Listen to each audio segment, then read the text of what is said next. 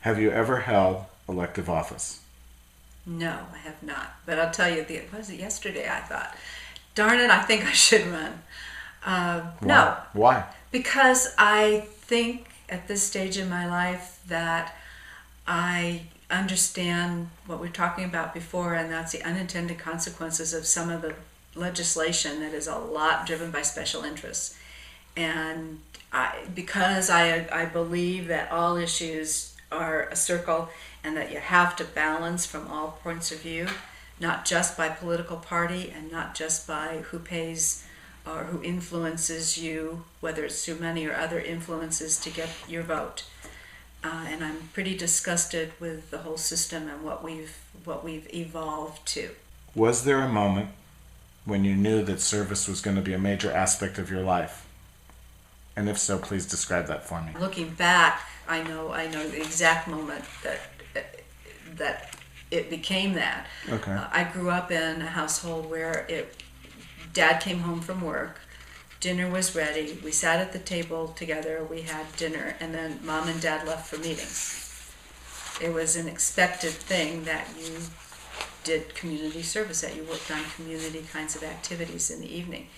And when I graduated from college and started working, in the first two jobs that I had, I traveled all the time, and it didn't fit into my life to work and to contribute to my community.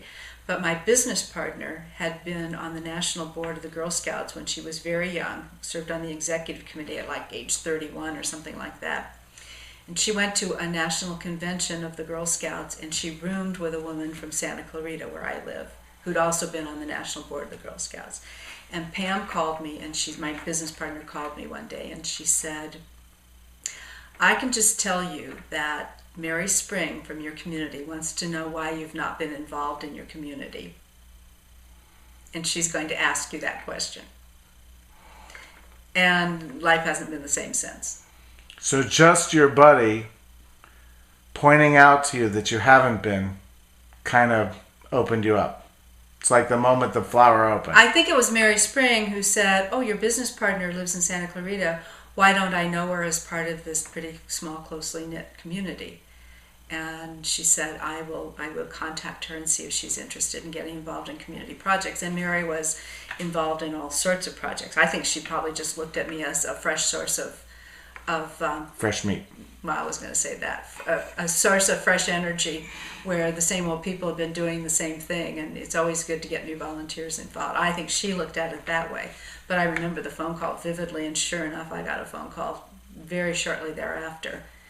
And I became involved in Zonta, and Zonta International in this town is involved in every bit of the nonprofit sector and the community service. And that was the end or the beginning, depending on which way you look at it. Please speak to each of them individually.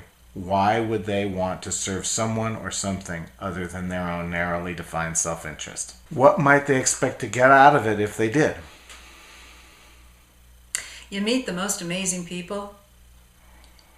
Spending that afternoon a week or so ago with two people who'd been homeless on the streets of Los Angeles for years and years and years was a really eye-opening kind of afternoon. I've done it before. I haven't done it for a while. I work really hard to make things better for homeless people, but sometimes you get so disconnected from the people that you're trying to serve because you're working in policy or you're working at the organizational level. You don't get a chance often to connect with folks who've actually lived it or are living it. That reward of hearing from people directly and working with them directly. And then you meet the most amazing people who are in public service or in community service for the most wonderful reasons in the world, and you learn from them, and you say, oh my gosh, look how much you've just taught me, and you listen to what they have to say. So what do you gain? You gain a whole lot more than you ever give. I'm going to step out of the box a little bit now. Mm-hmm. Most of the questions I've asked you are the kinds of questions that you might expect that I would ask. Let's pretend for a moment that I could give you an ironclad guarantee of success, 100%, for whatever your next project is. What would you attempt? It would be to put into place, first in the U.S. to gain the will, and then in the world, a system where people can where there's housing, enough housing to sustain people. And when people fall out of housing, it's for issues. I mean, I'm not going to solve domestic violence, and I'm not going to solve ill health, but that there's a real safety net. Don't we owe it, since we're smart enough to figure this stuff out, don't we owe it to everybody else to fix it? We know how to do it. It's not an issue of knowledge, it's an issue of will. Let's pretend for a moment that all 7 billion of us are going to watch this video. What would you say to us? Get our act together. It's as simple as that. We have to develop that will.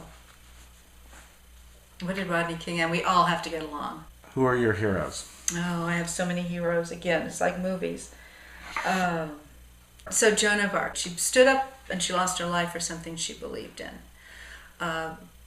Christ, whether he was the Son of God or not, stood up for something that he believed in. And he got knocked out for it. And he got knocked out for it. And maybe a lot of people have gotten knocked out for things they believed in. But at least they had the courage to step up and stand up for what they believed in and not weasel their way out of things. Is it better to die in your warm bed when you're 86, or is it better to be murdered for standing up for what you believe in, like Dr. King?